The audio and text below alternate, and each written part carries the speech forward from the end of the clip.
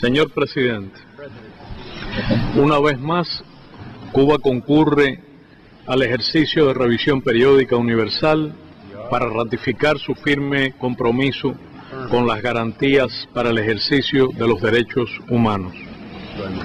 El informe nacional que presentamos es resultado de un proceso amplio y participativo de consultas que involucró a numerosas instituciones gubernamentales y organizaciones de la sociedad civil y de la implementación de las recomendaciones aceptadas en el segundo examen, el 79% del total formulado entonces.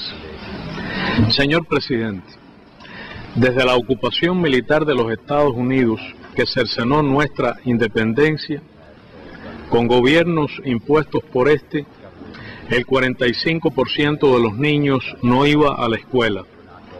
El 85% de las personas carecía de agua corriente. Los campesinos vivían en la miseria sin ser dueños de la tierra que trabajaban. Los inmigrantes eran brutalmente explotados. No había en Cuba derechos para los obreros y campesinos. Eran frecuentes las ejecuciones extrajudiciales, las desapariciones forzadas y los actos de tortura. Era cruel la discriminación por el color de la piel. Había un alto nivel de pobreza y las niñas y mujeres eran aún más excluidas. La dignidad de los cubanos era mancillada y la cultura nacional agredida.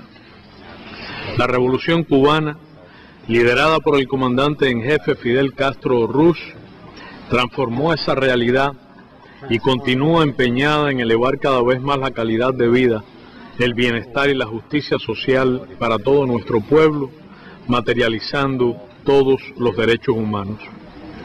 Esa voluntad de proteger la dignidad humana, proveer igualdad de oportunidades y conquistar toda la justicia ha sido invariable e inquebrantable hasta hoy. Señor presidente, el país ha continuado dando pasos para perfeccionar su modelo de desarrollo económico y social, con el objetivo de construir una nación soberana, independiente, socialista, democrática, próspera y sostenible, por medio del fortalecimiento de la institucionalidad de nuestro sistema político de carácter genuinamente participativo, con pleno apoyo popular. Basados en la Constitución, hemos continuado fortaleciendo el marco jurídico institucional para la protección y promoción de los mismos, con modificaciones y propuestas ajustadas a las necesidades y realidades de la sociedad cubana y los estándares internacionales. También se ha fortalecido la atención a la ciudadanía, ampliando los mecanismos, vías y recursos en manos de la población para realizar denuncias sobre violaciones a la legalidad o a sus derechos, presentar quejas y peticiones a las autoridades, canalizar sus opiniones y preocupaciones y, sobre todo, participar activamente en la adopción de las decisiones de gobierno. La protección del derecho a la vida se ha mantenido como la mayor prioridad. Se garantiza con el reconocimiento del derecho a la integridad física y a la inviolabilidad de la persona, el cumplimiento de las garantías del debido proceso, y nadie es privado de su libertad sino conforme a la ley y con amplias garantías. Las autoridades encargadas de hacer cumplir la ley realizan su labor con apego a la legalidad y están sujetas a rigurosos procesos de control y al escrutinio popular. No hay impunidad ante los muy pocos casos de abusos por funcionarios o agentes del orden, ni leyes o reglamentos que la amparen. No hay venta ni tráfico de armas de fuego. Las tasas de homicidios son muy bajas, lo que contribuye a que sea uno de los países más seguros del mundo. Señor presidente, Cuba ha continuado fortaleciendo la participación popular en la toma de decisiones gubernamentales y el ejercicio de las libertades reconocidas en la Constitución y las leyes, incluyendo los derechos civiles y políticos que están plenamente protegidos. En el país hay una amplia pluralidad de ideas y existe un rico debate acerca de los más diversos temas de la vida política, económica, social y cultural de la nación.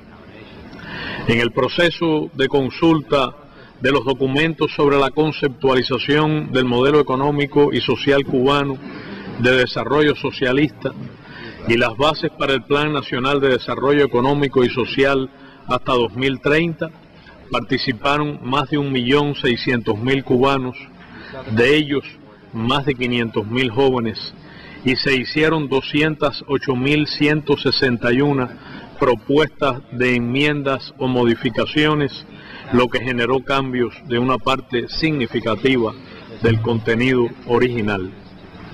El ejercicio democrático en Cuba es continuo sobre la base de nuestro modelo de democracia legítimamente constituido, participativo y popular. El derecho a participar en la conducción de los asuntos públicos no se limita a los procesos electorales, sino se ejerce de manera permanente en los diferentes ámbitos de la vida política, económica y social de la nación. Se ha continuado incrementando la efectividad del control ejercido por la ciudadanía sobre la actividad de los órganos estatales, los representantes electos y los funcionarios públicos. Nuestros procesos electorales no son contiendas mediáticas entre partidos políticos elitistas en las que los candidatos formulan promesas que incumplen, se promueve la división, el odio, la mentira y la corrupción, se usan las tecnologías para manipular la voluntad de los electores o se sacrifica la conducta ética de los contendientes en interés de la ventaja electoral.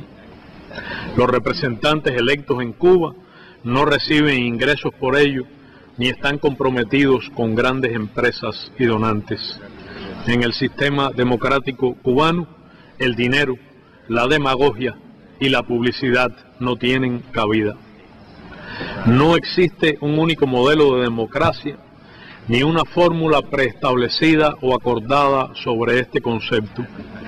Como establece el artículo 8 de la Declaración y Programa de Acción de Viena de 1993, la democracia, cito, se basa en la voluntad del pueblo libremente expresada para determinar su propio régimen político, económico, social y cultural y en su plena participación en todos los aspectos de la vida.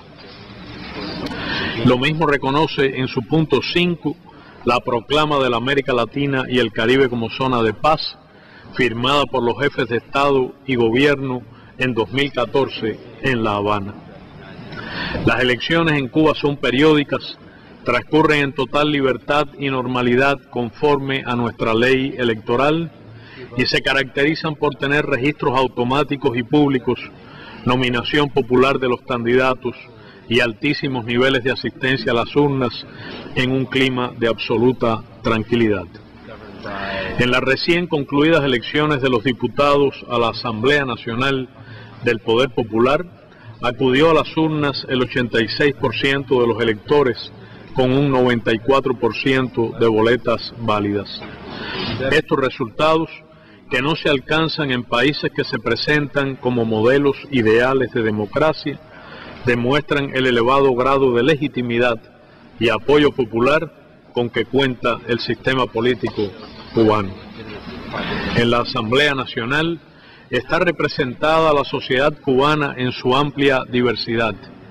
Ocupan escaños obreros y campesinos, intelectuales y artistas, estudiantes y jóvenes, todos los sectores de la economía, la producción y los servicios, incluyendo el sector no estatal, deportistas y científicos, trabajadores de la prensa, representantes de instituciones religiosas, así como las Fuerzas Armadas y de orden interior. El 53% de los diputados son mujeres y el 41% son negros y mestizos, como reflejo de la composición de la nación cubana. La edad promedio es de 49 años y el 13% tiene entre 18 y 35. Para el 56% de los diputados electos, este será su primer mandato. Hemos continuado avanzando en la promoción del derecho a la plena igualdad y en la lucha contra los elementos de discriminación por el color de la piel y contra la mujer que subsisten en la conducta de algunas personas.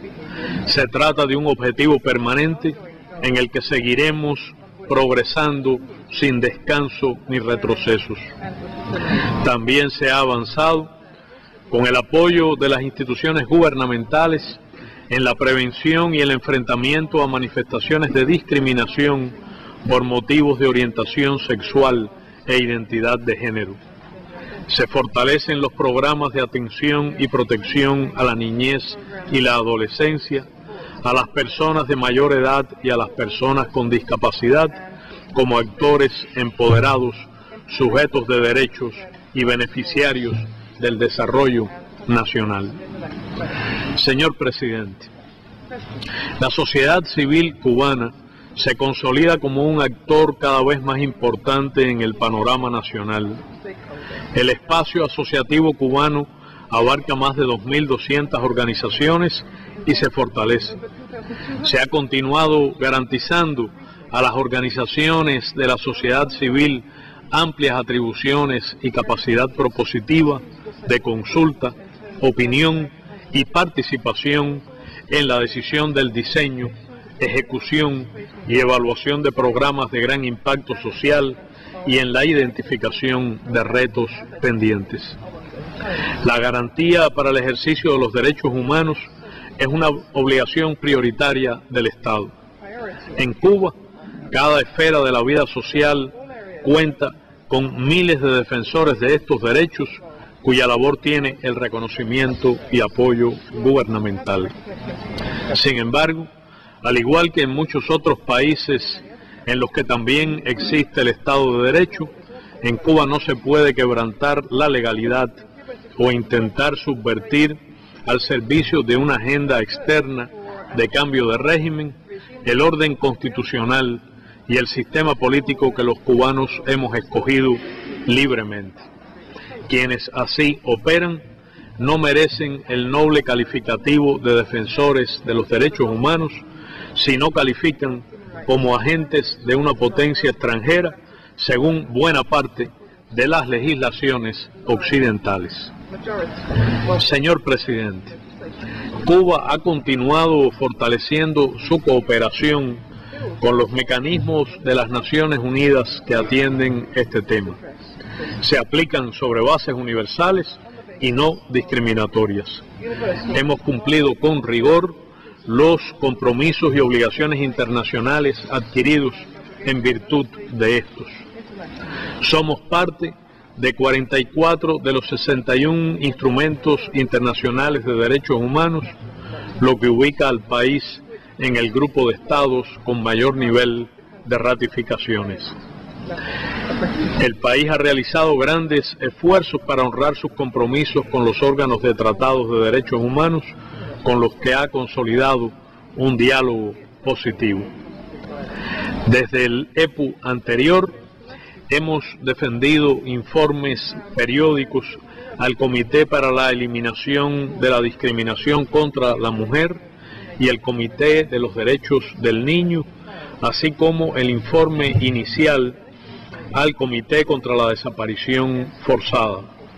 Defenderemos en agosto próximo el informe periódico al Comité para la Eliminación de la Discriminación Racial y en 2019 el informe inicial al Comité de los Derechos de las Personas con Discapacidad. En abril y julio de 2017, respectivamente, recibimos las visitas de la relatora especial sobre los derechos humanos de las víctimas de la trata de personas, especialmente mujeres y niños, y de la experta independiente sobre los derechos humanos y la solidaridad internacional.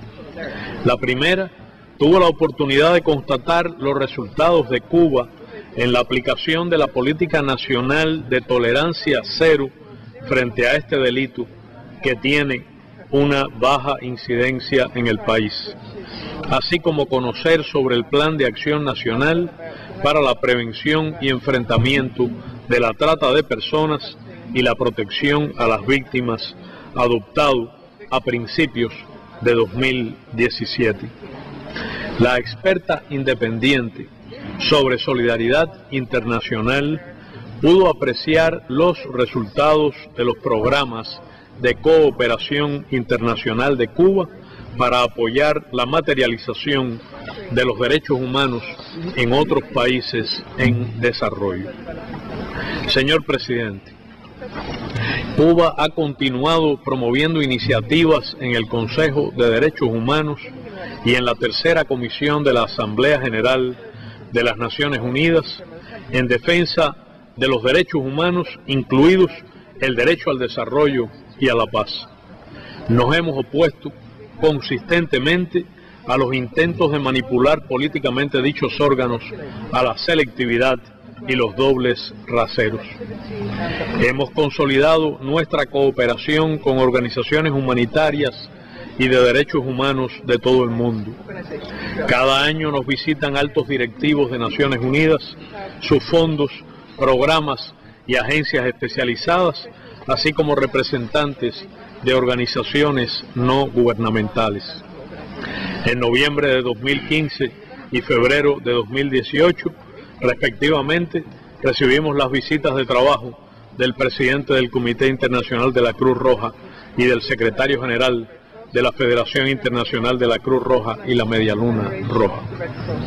Señor presidente, a pesar de los logros alcanzados por Cuba en materia de promoción, protección y realización de los derechos humanos, tenemos insatisfacciones y nos esforzamos para resolver las dificultades. Nuestro pueblo, que ha realizado los mayores sacrificios y enfrentado los mayores peligros para preservar su soberanía, merece que sus instituciones trabajen con efectividad para elevar el bienestar de todos, la calidad de vida y la justicia social. Somos conscientes de las dificultades y carencias en la vida de nuestros compatriotas. Como señaló el entonces presidente Raúl Castro Ruz en diciembre pasado, cito, en este periodo se ha reforzado e intensificado el trabajo con una mayor integralidad y alcance, de modo que seamos capaces de, a la par que unificamos el sistema monetario, superar las distorsiones existentes en materia de subsidios, precios y tarifas mayoristas y minoristas, y como es lógico, las pensiones y los salarios del sector estatal de la economía. Fin de la cita.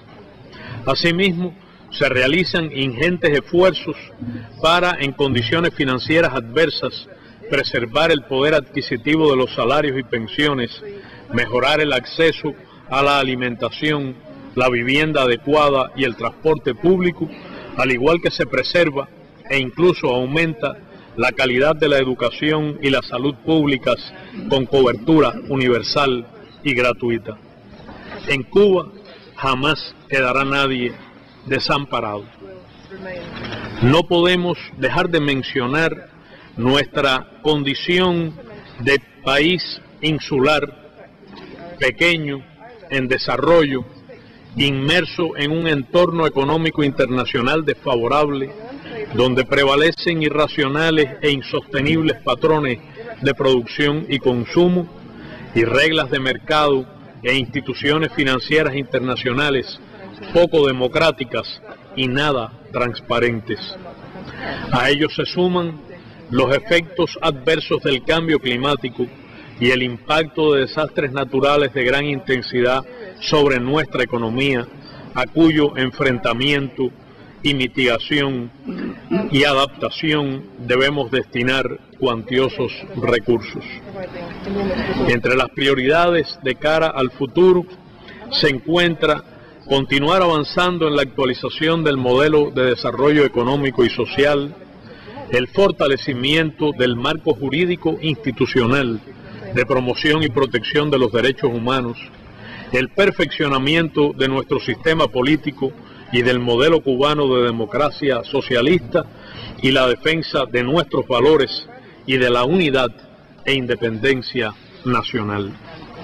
Con estos objetivos emprenderemos próximamente un proceso de reforma de nuestra Constitución que se caracterizará seguramente por una amplia participación popular. Señor presidente, el recrudecimiento del bloqueo económico, comercial y financiero impuesto por los Estados Unidos contra Cuba y su aplicación extraterritorial provoca privaciones y continúa siendo el principal obstáculo para el desarrollo económico y social del país. Esta injusta política, rechazada por la comunidad internacional, viola los propósitos y principios de la Carta de las Naciones Unidas y el derecho internacional y representa una flagrante, masiva y sistemática violación de los derechos humanos de todo nuestro pueblo, a la par que califica como acto de genocidio a la luz de la Convención para la Prevención y Sanción del Delito de Genocidio de 1948.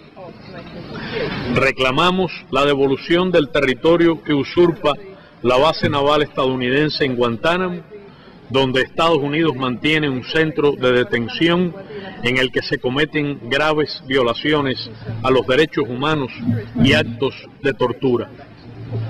Las campañas político-mediáticas contra Cuba, que tergiversan nuestra realidad, buscan desacreditar al país y omitir los indiscutibles logros en materia de derechos humanos. Señor presidente, Cuba continuará avanzando con paso firme y seguro sobre la base de la voluntad política y el empeño del gobierno y el pueblo cubanos unidos en la construcción de una sociedad cada vez más libre, democrática, participativa, justa y solidaria. Estamos abiertos al diálogo y brindaremos aquí las informaciones necesarias sobre la base del respeto y la objetividad que deben caracterizar a este ejercicio, en el que no debiera haber dobles raseros ni intentos de manipulación con fines políticos, los cuales no aceptaremos, porque como expresara el pasado 19 de abril el presidente de los Consejos de Estado y de Ministros, compañero Miguel Díaz-Canel Bermúdez, y cito: aquí no hay espacio para una transición que desconozca o destruya el legado de tantos años de lucha. En Cuba, por decisión del pueblo, solo cabe darle continuidad en la revolución y la generación fundadora, sin ceder ante las presiones, sin miedo y sin retrocesos, defendiendo nuestras verdades y razones, sin renunciar a la soberanía e independencia, a los programas de desarrollo y a nuestros sueños. Muchas gracias.